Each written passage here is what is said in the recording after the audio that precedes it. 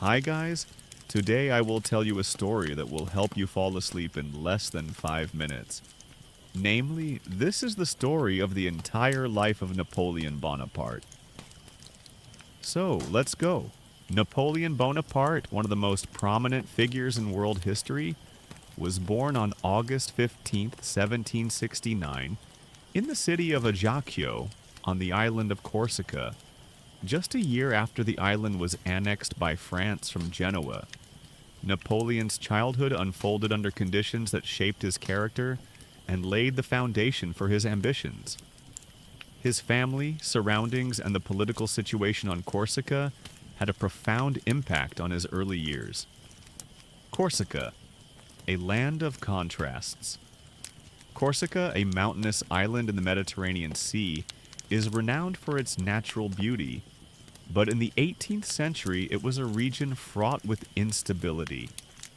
When Napoleon was born, Corsica had just come under French control.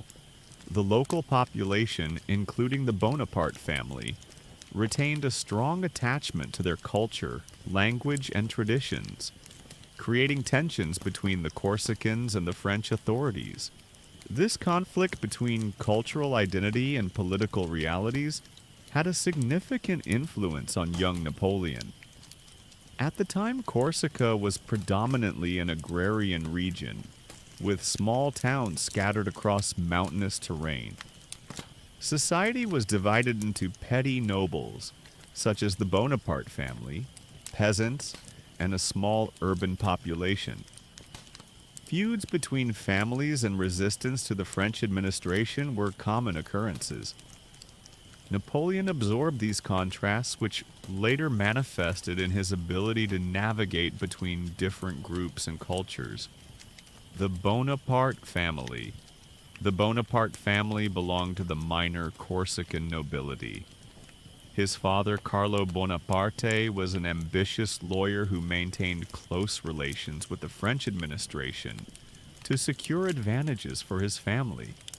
Carlo was a man of diverse interest who loved literature and politics, significantly influencing young Napoleon.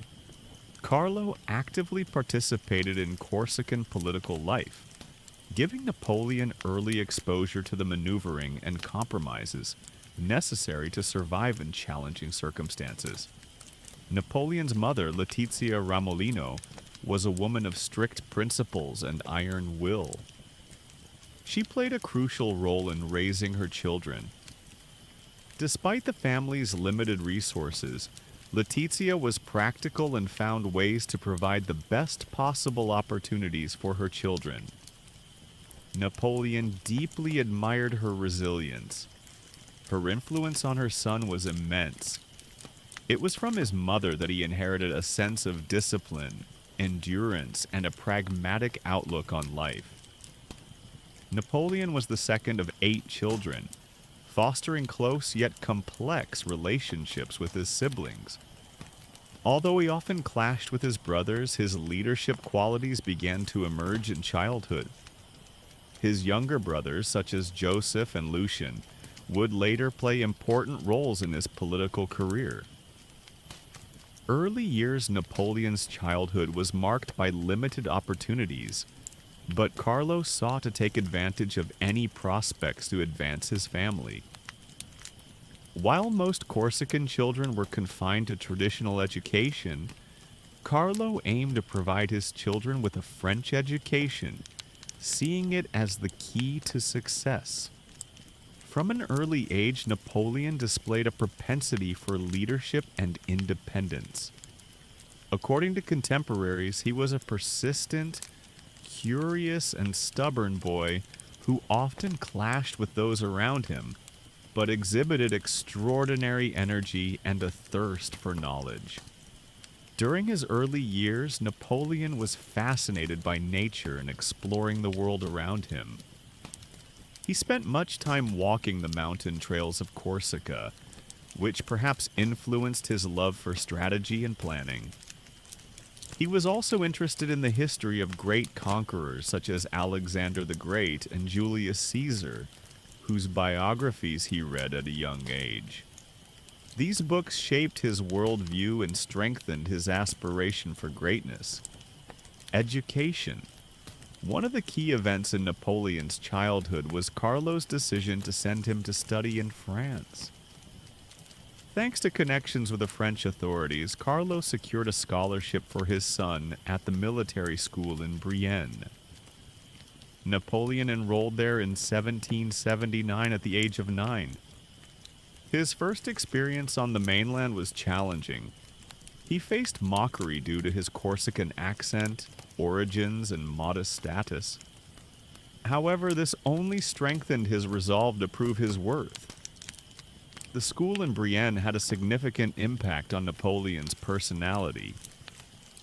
Despite difficulties, he excelled in mathematics, history, and military strategy. His teachers noted his analytical mind and pursuit of excellence. At the same time, Napoleon began to realize the differences between his Corsican background and his French peers, which hardened him and made him more determined. Maternal influence. Letizia Ramolino, despite her strictness, deeply loved her children and supported their aspirations. Her practicality and resilience became a model for Napoleon. She not only supervised their education, but also instilled a sense of pride in their heritage. Letizia always reminded her children of the importance of family ties, which became particularly evident in later years when Napoleon used his relatives to consolidate his power. Political influence Corsica in those years was a battleground for independence. Pasquale Paoli, a Corsican leader and hero to the local population, was an idol for young Napoleon. However, over time his views on Paoli changed, especially after the Bonaparte family became associated with the French authorities. This internal conflict between Corsican identity and French patriotism became a crucial part of Napoleon's character. In his youth, Napoleon often listened to stories from his father and other local leaders about the struggle for Corsican freedom. These conversations fueled his interest in politics and history, shaping his early views on power and resistance. Formation of ambitions.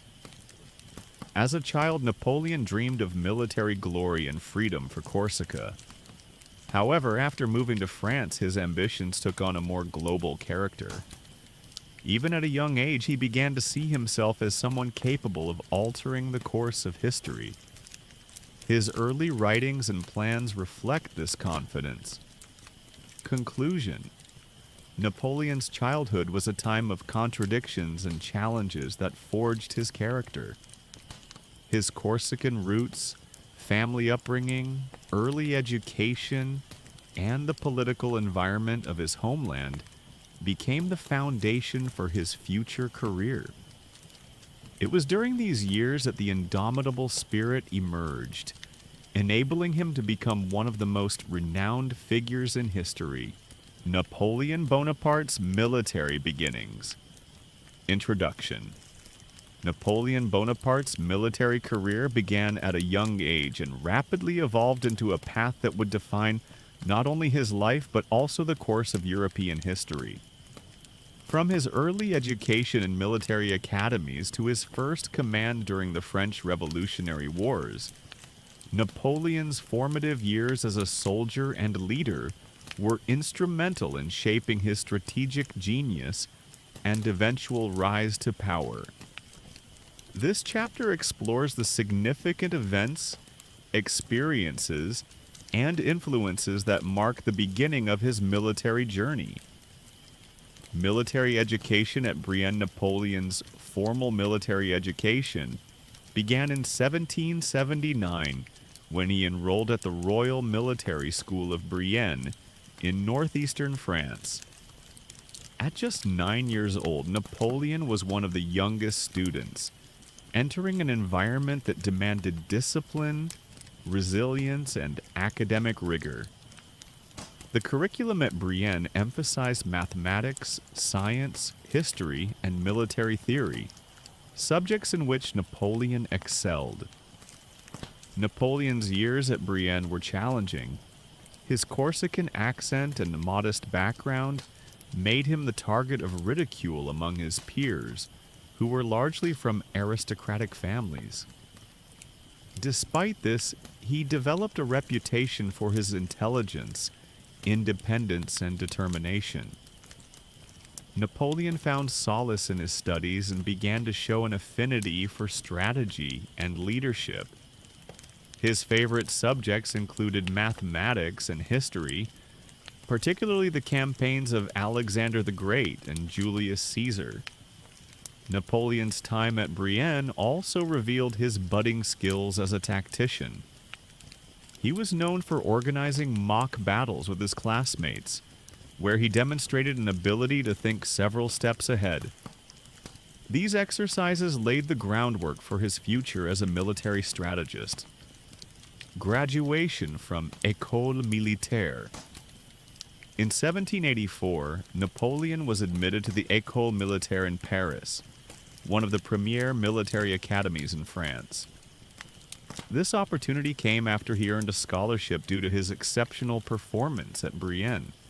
At École Militaire, Napoleon trained to become an artillery officer, a specialization that required precision and a deep understanding of mathematics and engineering. Napoleon completed the 2-year program in just 1 year, graduating in 1785 at the age of 16. His father, Carlo Bonaparte, passed away that same year, leaving Napoleon as the de facto head of his family. This new responsibility, coupled with his military duties, forced him to mature quickly. Early military service Napoleon's first posting was to the Valence garrison in southern France. As a junior officer, he spent much of his time studying military tactics, history, and philosophy. He was particularly influenced by the works of military theorists such as Jacques-Antoine Hippolyte, Comte de Guibert, and the writings of Enlightenment thinkers like Voltaire and Rousseau. While stationed at Valence, Napoleon also became involved in local political discussions, showcasing his interest in the broader socio-political landscape of France. His Corsican heritage remained central to his identity during these years, and he maintained a strong connection to his homeland. Return to Corsica. The summer of 1794 marked a decisive turning point in the French Revolution. The fall of Maximilien Robespierre on July 27, 1794, 9 Thermidor Year 2 in the revolutionary calendar, brought an end to the Reign of Terror, a brutal period characterized by political purges, mass executions, and the near-total domination of the Jacobin faction.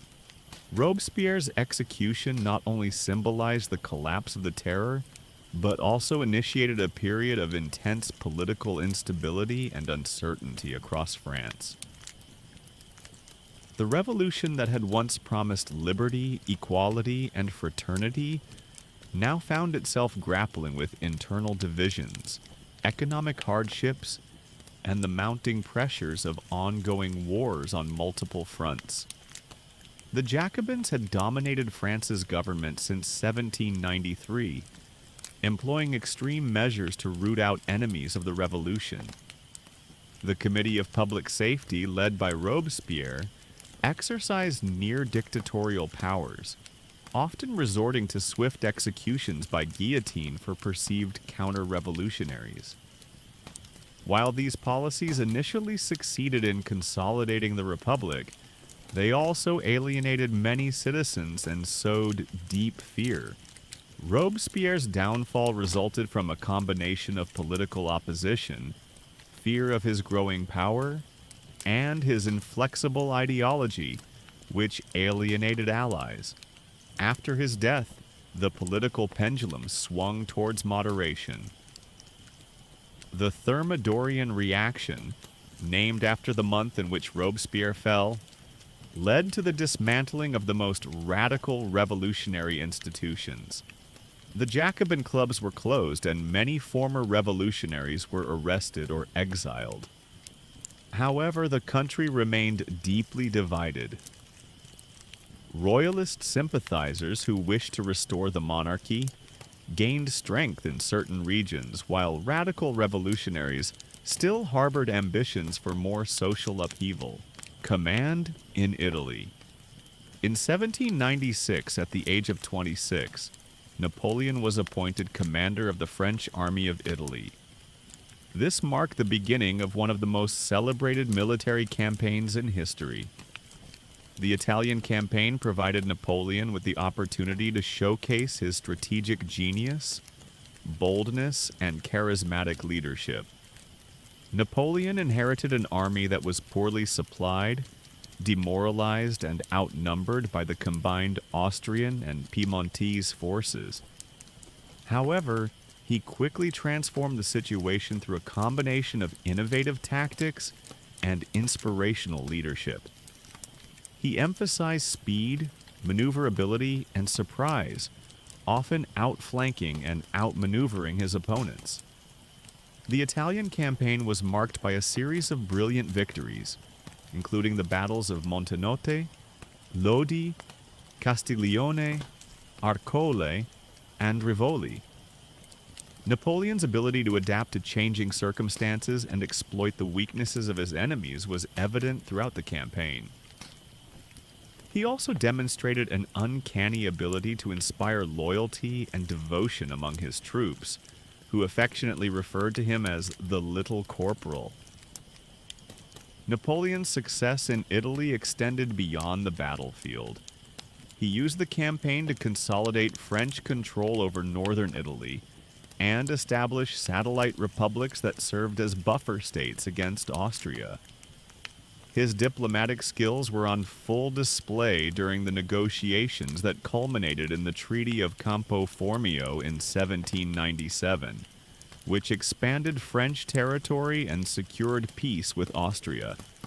The Italian campaign brought Napoleon immense fame and wealth. It also established him as a national hero in France and a figure of international significance. His leadership style, characterized by close engagement with his troops and a keen understanding of morale, became a model for military commanders in the years to come. Conclusion: Napoleon Bonaparte's early military career was characterized by a combination of talent, ambition, and opportunity. From his education at Brienne and École Militaire to his decisive actions during the French Revolution and the Italian campaign, these formative years laid the foundation for his future as a military and political leader. His rise from a young Corsican outsider to one of France's most celebrated generals exemplifies his extraordinary ability to adapt, innovate, and lead. By the end of the Italian campaign, Napoleon had established himself as a force to be reckoned with, a leader capable of shaping the destiny of nations. Amidst this volatile landscape, the newly established government, known as the Directory, assumed power in late 1795. The Directory was a 5-member executive body created to govern France with the system of checks and balances, designed to prevent the rise of another dictator. It aimed to stabilize the country, uphold the revolutionary ideals, and continue the wars against France's European enemies. However, the Directory inherited enormous challenges: a devastated economy, rampant inflation, food shortages, widespread corruption, and ongoing internal rebellions. The economic situation was dire. The French economy had been devastated by years of revolutionary upheaval, war, and mismanagement. Inflation soared as the assignats, revolutionary paper currency, lost value rapidly. Food shortages, exacerbated by poor harvests, led to bread riots and general unrest among the urban poor. The middle class and bourgeoisie were frustrated by the government's inability to restore order and prosperity.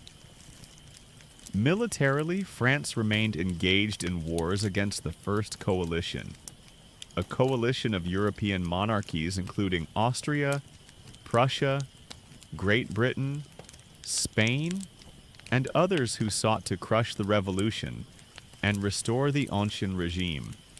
The revolutionary armies, though often poorly equipped, had achieved significant victories, thanks in part to the levée en masse, mass conscription.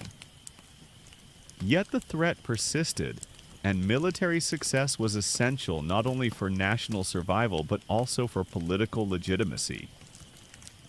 The Directory's leadership was plagued by factionalism and corruption. Many directors prioritized personal gain over public service, while political infighting hampered effective governance. The Directory's reliance on the military to suppress internal dissent foreshadowed the growing power of generals like Napoleon Bonaparte. In this turbulent environment, Napoleon's fortunes began to shift dramatically. Having survived the political purges of the Terror, he now found new opportunities to demonstrate his military talent and political acumen. Following the establishment of the Directory, France remained politically fragile. Monarchists who sought to undo the revolution and restore the Bourbon monarchy posed a significant threat to the fragile republic. Royalist sentiment was particularly strong among sections of the population, disillusioned by the ongoing economic hardships and political instability. This tension culminated in several attempted uprisings against the revolutionary government. One of the most critical moments came in October 1795, during the insurrection known as the 13 Vendémiaires. October 5, 1795. Royalist forces, bolstered by disgruntled Parisians and former soldiers, sought to seize power in Paris and overthrow the Directory. The uprising threatened to plunge the capital back into chaos and potentially restore monarchical rule. At this pivotal moment, the young artillery officer Napoleon Bonaparte emerged as a decisive figure. Assigned to defend the revolutionary government, Napoleon was tasked with suppressing the insurgents. His actions during the event demonstrated both his military skill and political reliability. Napoleon's key tactical insight was the effective use of artillery to control the streets of Paris. He famously ordered cannons to be positioned to fire grape shot into the crowds of insurgents, breaking the momentum of the rebellion. His disciplined coordination of troops and strategic placement of artillery forced the royalist forces to retreat, quelling the uprising within a single day. This decisive victory earned Napoleon widespread acclaim. The Directory, which had been struggling to assert authority, recognized his talents and promoted him to the rank of General of the Army of the Interior. His success at 13 Vendémiaires not only saved the revolutionary government, but also positioned him as a rising star in both military and political circles. Moreover, this event marked Napoleon's first major involvement in the complex relationship between the military and political power in post-revolutionary France. He demonstrated a keen understanding that military success could translate into political influence, a theme that would define his career in the years to come. In March 1796, at the age of 26, Napoleon was appointed commander of the French Army of Italy, a relatively modest and ill-equipped force tasked with defending French interests in northern Italy. Although this post was considered somewhat peripheral by Parisian standards, it offered Napoleon a rare opportunity to command an entire army and prove himself on a larger stage. The situation in Italy was challenging. Austrian forces, backed by their allies in Piedmont and Sardinia, threatened French positions. The campaign promised a difficult struggle against seasoned and well-equipped enemies. However, Napoleon saw this not as a setback, but as a chance to display his strategic genius. From the outset, Napoleon implemented bold and innovative strategies. He understood the importance of mobility, surprise, and morale, and sought to break the traditional, slow-moving warfare tactics of his opponents. His leadership style combined meticulous planning with personal charisma, fostering loyalty and high spirits among his troops. His campaign began with a series of rapid, aggressive maneuvers designed to disrupt enemy alliances and divide their forces. Key battles such as Montenotte, April 1796, where Napoleon decisively defeated the Austrian army, marked the beginning of a series of victories that would stun Europe. Napoleon's use of artillery was again central. He maximized the firepower and precision of his artillery units to weaken enemy defenses and support infantry advances. His ability to coordinate multi-pronged attacks demonstrated a level of operational art previously unseen in French armies. Over the next year, Napoleon's forces swept through northern Italy, defeating Austrian and Piedmontese armies in battles at Lodi, Arcole, and Rivoli. Each victory not only expanded French territory, but also undermined the coalition's resolve. The political implications of his campaign were profound. Napoleon negotiated the Treaty of Campo Formio, October 1797, with Austria, which redrew the map of Europe and secured significant territorial gains for France. The treaty elevated Napoleon's status both as a military commander and as a statesman capable of shaping international diplomacy. By 1794, France was emerging from the darkest days of the Revolution's most radical phase, the Reign of Terror. The fall and execution of Robespierre in July 1794 marked the end of this violent period, which had seen tens of thousands executed and widespread fear across the country. The new government, known as the Directory, struggled to stabilize France politically and economically, while facing threats both inside and outside its borders.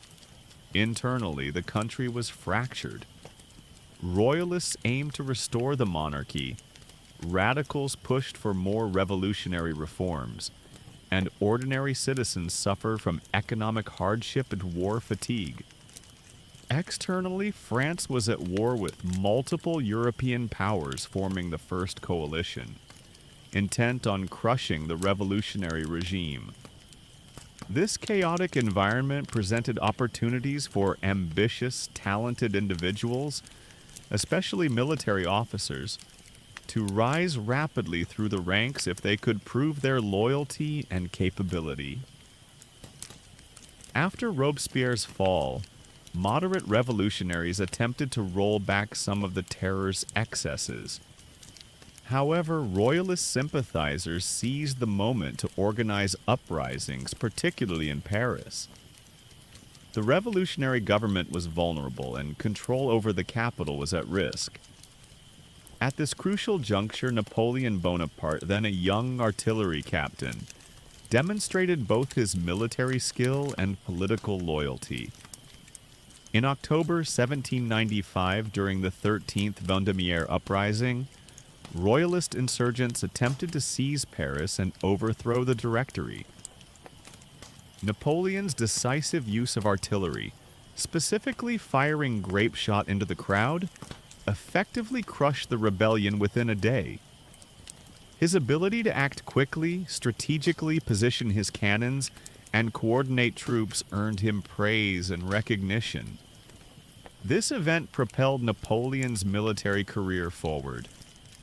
He was promoted to General of the Army of the Interior, and his reputation as a reliable defender of the revolutionary government was firmly established.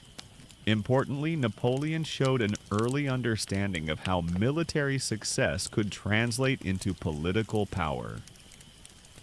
March 1796, Napoleon was appointed commander of the French Army of Italy, a force tasked with defending French interests in northern Italy. Although this command was initially considered secondary, Napoleon recognized the potential it held for making a name for himself. Italy was strategically vital but difficult terrain for warfare, with enemy forces including Austrians and Piedmontese determined to repel the French. Napoleon employed innovative strategies emphasizing speed, flexibility, and surprise, breaking from the slow, cautious tactics of his opponents. His campaign began with the Battle of Montenotte, April 1796, where he scored his first major victory. This success was quickly followed by further triumphs at Lodi, Arcole, and Rivoli, where his forces consistently outmaneuvered and defeated larger or better equipped enemies. Napoleon also skillfully used artillery to soften enemy defenses and support infantry attacks, demonstrating his deep understanding of combined arms tactics. The Italian campaign rapidly increased French territorial control and weakened the coalition's resolve. It also boosted Napoleon's popularity and political capital back in France. Following the successful military campaign, Napoleon negotiated the Treaty of Campo Formio with Austria in October 1797. The treaty redrew the map of Europe, awarding France significant new territories and influence in Italy and beyond. The diplomatic success made Napoleon not only a celebrated general, but also a political figure with growing clout. His ability to shape peace terms elevated him in the eyes of both the French government and European powers. Upon returning from Italy, Napoleon found France's political situation increasingly unstable. The Directory was plagued by corruption, inefficiency, and loss of popular support. Both royalists and radical Jacobins sought to exploit this weakness. Napoleon astutely cultivated political alliances and consolidated his base of support, especially within the military and among influential politicians and financiers. In 1798, he embarked on the ambitious Egyptian campaign, aiming to disrupt British trade routes and expand French influence in the Mediterranean. Although militarily mixed, he won battles like the Battle of the Pyramids, but suffered naval defeat at the Battle of the Nile. The expedition enhanced his image as a bold and visionary leader. While away, Napoleon maintained communications with his allies in France, positioning himself as indispensable to the country's future. By 1799, France was beset by crises, military setbacks abroad, economic turmoil, and political instability. The Directory was increasingly seen as ineffective. Seizing the moment, Napoleon returned secretly from Egypt in October 1799. With the help of his brother Lucien and other key figures, he orchestrated the coup of 18 Brumaire, November 9, 1799. This coup d'état overthrew the Directory and established the consulate, with Napoleon as first consul, the most powerful position in France. This event marked the end of the revolutionary government and the beginning of Napoleon's dominance in French politics. Between 1794 and 1799, Napoleon Bonaparte rose from a relatively obscure artillery captain to the effective ruler of France. His military brilliance, political savvy, and ability to seize opportunity during turbulent times were crucial factors in his ascent. By 1804, Napoleon Bonaparte had firmly established himself as the most powerful figure in France. As first consul since the coup of 18 Brumaire in 1799, Napoleon had worked tirelessly to consolidate power, stabilize the nation, and expand French influence across Europe. His military victories, administrative reforms, and political maneuvering left no doubt about his ambition.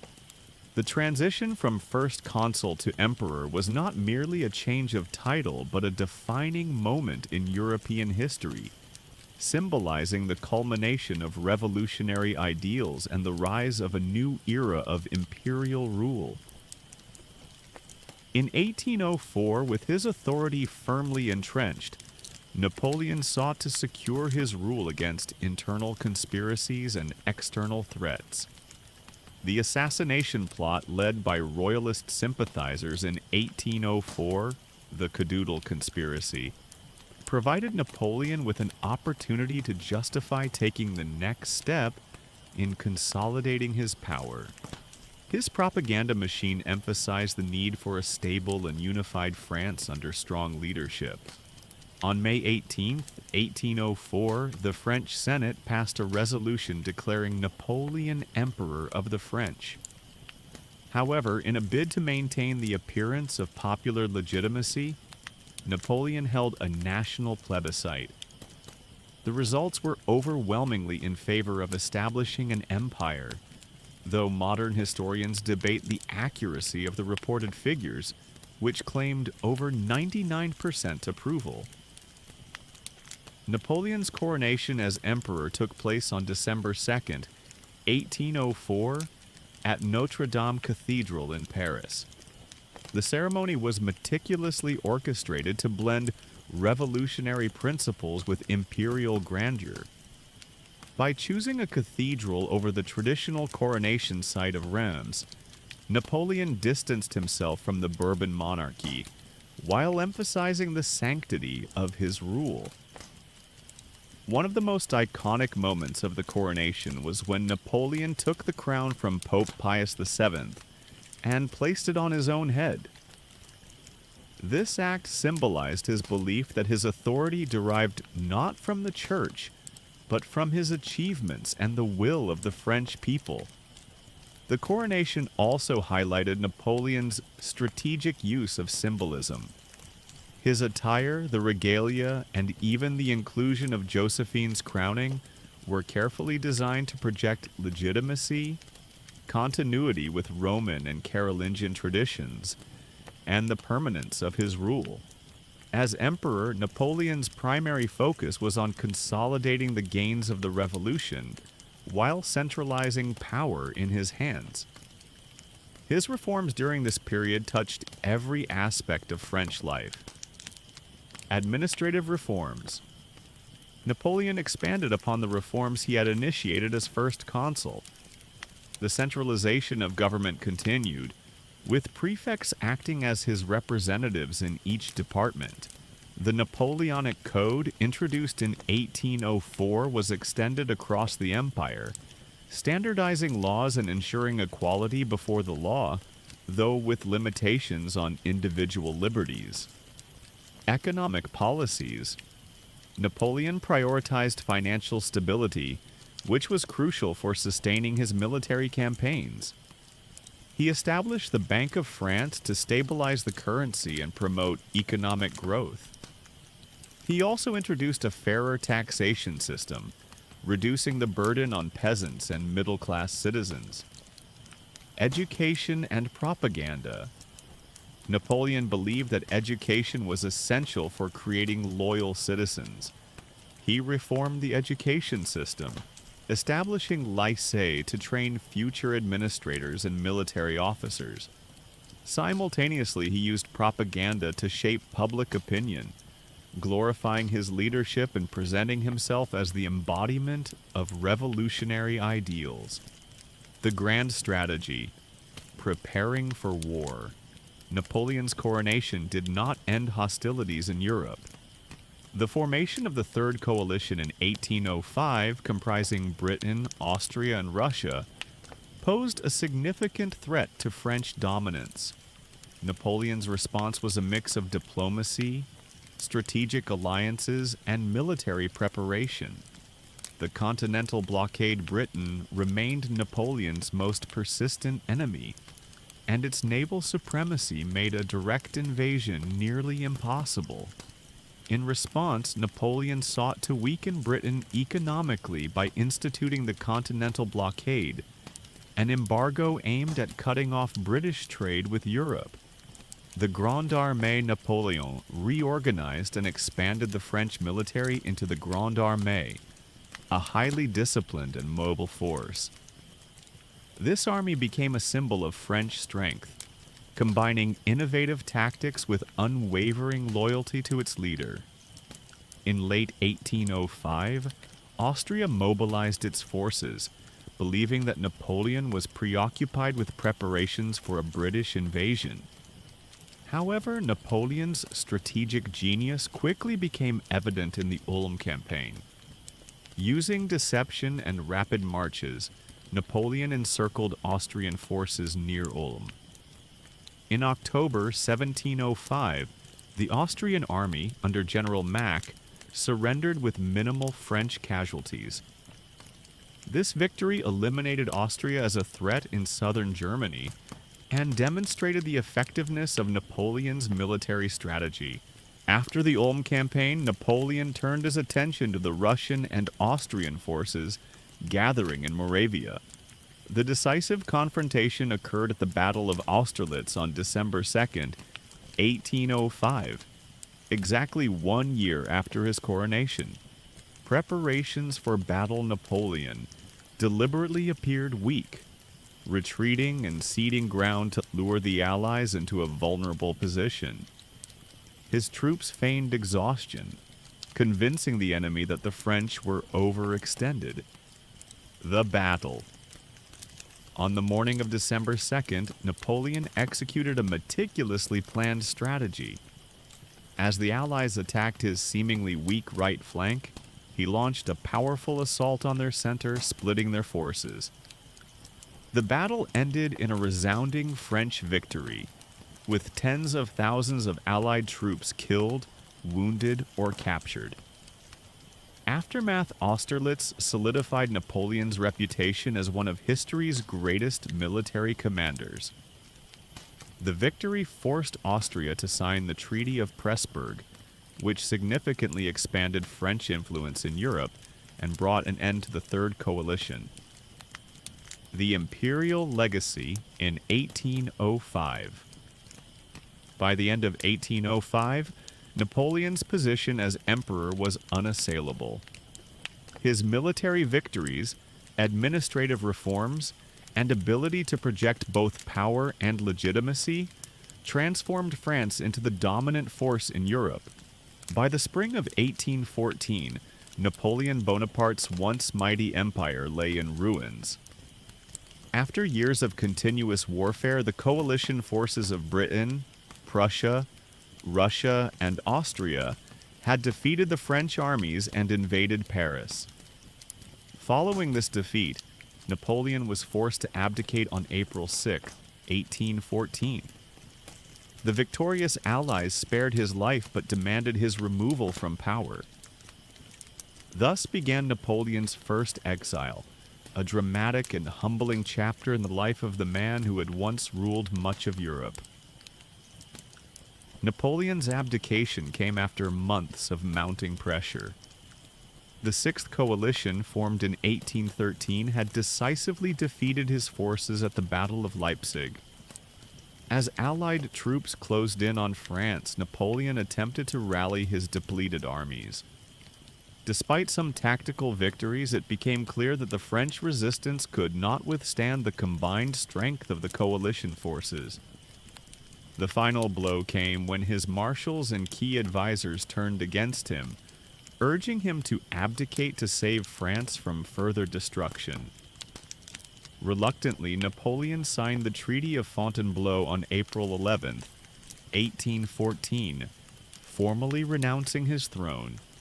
In exchange, he was granted sovereignty over the small island of Elba, located in the Mediterranean off the coast of Italy. Napoleon's journey to Elba was fraught with humiliation and danger. Departing from Fontainebleau on April 20th, 1814, he bid an emotional farewell to his loyal troops, famously stating, "Adieu, my friends. Would I could press you all to my heart." His route to the Mediterranean exposed him to the animosity of the French populace. Once adored as their emperor, Napoleon now faced jeers and insults from citizens who blamed him for the years of war, economic hardship, and loss. Some royalist factions even threatened his life during the journey.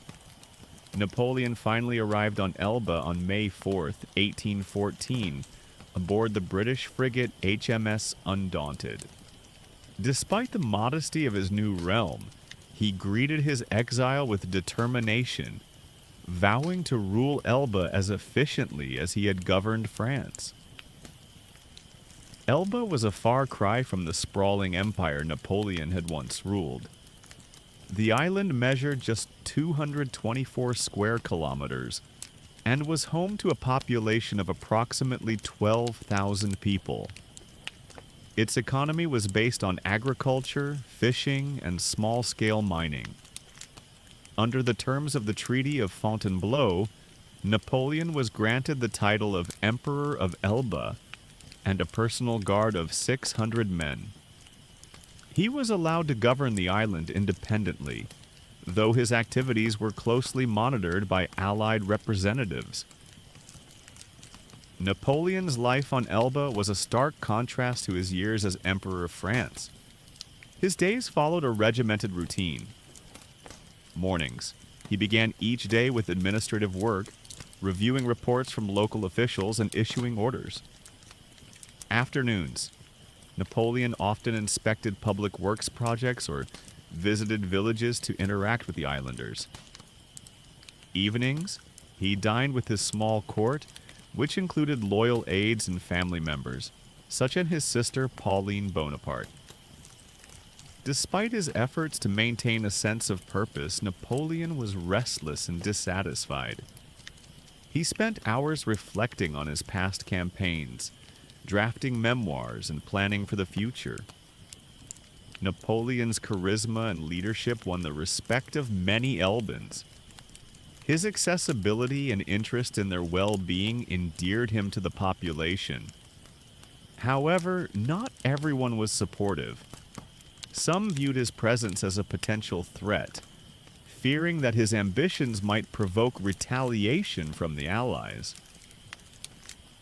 While Napoleon attempted to govern Elba effectively, he remained deeply unsettled by his exile. The restrictions placed on him by the Allies, combined with the limited scope of his new domain, weighed heavily on his pride. Adding to his frustration were reports from France about the Bourbon Restoration under King Louis XVIII. The return of the monarchy, combined with economic struggles and widespread dissatisfaction among the French populace, convinced Napoleon that his exile was only temporary. Napoleon's determination to regain power grew as the months passed. By early 1815, he had devised a plan to escape Elba and return to France. His network of loyal supporters in the mainland informed him of growing discontent with the Bourbon regime, which he believed could be exploited to stage a comeback. In February 1815, Napoleon began preparing for his departure. With the assistance of his loyal guard and trusted advisors, he secretly gathered supplies and secured a small fleet of ships. On the night of February 26, 1815, Napoleon and his entourage set sail from Elba aboard the brig Inconstant. Avoiding detection by Allied forces, they landed near Gulf Juan on the French Riviera on March 1, 1815. Napoleon's return marked the beginning of the 100 Days, a dramatic and tumultuous period that culminated in the Battle of Waterloo. Napoleon's first exile to Elba was a unique chapter in his life. It revealed both his resilience and his inability to accept defeat. Despite the humiliation of his downfall, he refused to relinquish his ambitions, viewing his time on the island as a temporary setback rather than a permanent end.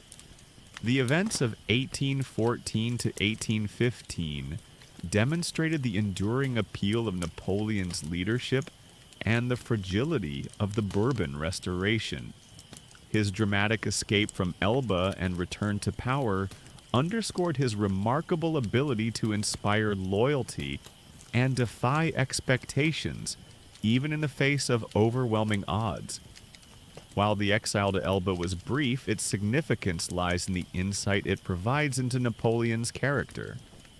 A man of boundless energy, ambition, and determination who refused to fade quietly into history, Napoleon was confined to Longwood House, a damp and poorly maintained residence far removed from the splendor of his imperial palaces. His daily routine consisted of reading, dictating memoirs, and engaging in conversations with his small entourage, which included loyal aides and servants who had chosen to accompany him into exile. Napoleon maintained his pride and intellect, often reflecting on his career and the state of Europe. He dictated memoirs to ensure that his version of events shaped how history would remember him. Despite his diminished circumstances, Napoleon remained a figure of fascination for the world. By the late 1810s, Napoleon's health began to deteriorate. He suffered from recurring stomach pains, fatigue, and other symptoms that severely limited his activities. The isolation of St. Helena, combined with the poor quality of the food, water, and medical care, likely contributed to his worsening condition. Napoleon blamed the British authorities, particularly Sir Hudson Lowe, the island's governor, for his hardships. Lowe's strict enforcement of security measures and his tense relationship with Napoleon further exacerbated the former emperor's sense of indignation and despair. Napoleon's health took a dramatic turn for the worse in late 1820. His symptoms included severe abdominal pain, vomiting, and weakness. Contemporary accounts describe him as becoming increasingly frail, losing weight, and spending much of his time bedridden. Napoleon believed he was dying of the same ailment that had killed his father, Carlo Bonaparte, which was suspected to be stomach cancer. However, the exact cause of his illness remains a matter of debate among historians and medical experts. On the evening of May 5, 1821, Napoleon Bonaparte passed away at the age of 51. His final words were reportedly, "France, the army, Josephine." These words encapsulated his enduring love for his homeland, his soldiers, and his first wife, Josephine de Beauharnais, who had died in 1814. Napoleon's death was witnessed by his physician, Dr. Francesco Antomarchi, and members of his household. The exact time of death was recorded as approximately 5:49 p.m. Napoleon Bonaparte's death marked the end of one of history's most extraordinary lives. From his meteoric rise to Emperor of the French, to his humbling exile and death on St. Helena, Napoleon's life was defined by ambition, resilience, and a profound impact on the world. Even in death, Napoleon's legacy continued to inspire debate, admiration, and controversy. His reforms, military strategies, and vision for a united Europe left an indelible mark on history, ensuring that his name would never be forgotten.